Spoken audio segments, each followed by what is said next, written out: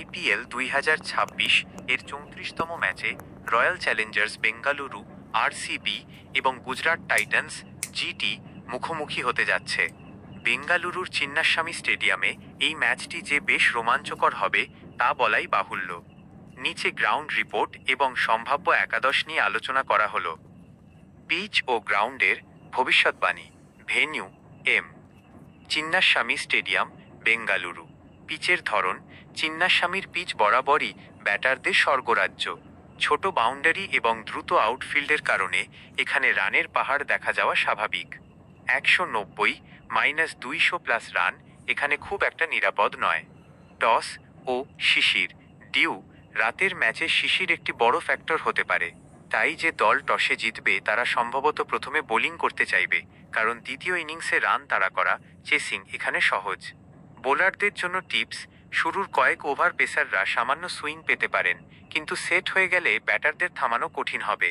স্পিনারদের জন্য এই মাঠে কাজটা বেশ চ্যালেঞ্জিং। সম্ভাব্য একাদশ: প্রিডিক্টেড প্লেয়িং 11।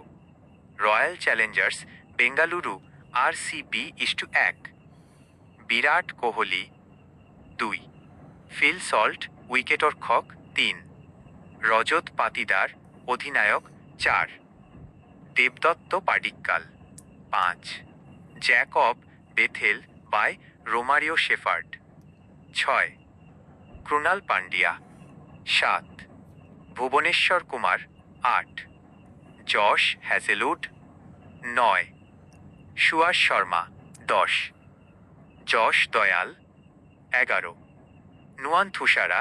ইম্প্যাক্ট প্লেয়ার হিসেবে বৈভব সূর্যবংশী বা অন্য কাউকে দেখা যেতে পারে।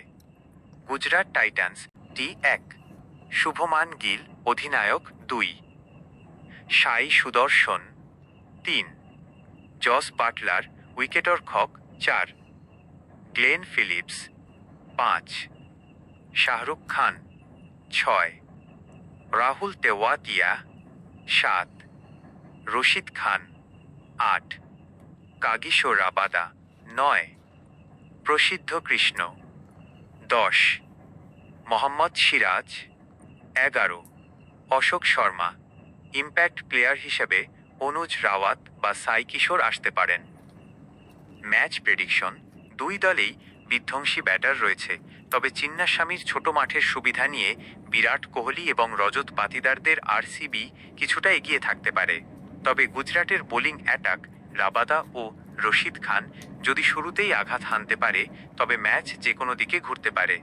আপনার মতে আজ কে জিতবে? কোহলির ব্যাটিং নাকি গিলের অধিনায়কত্ব?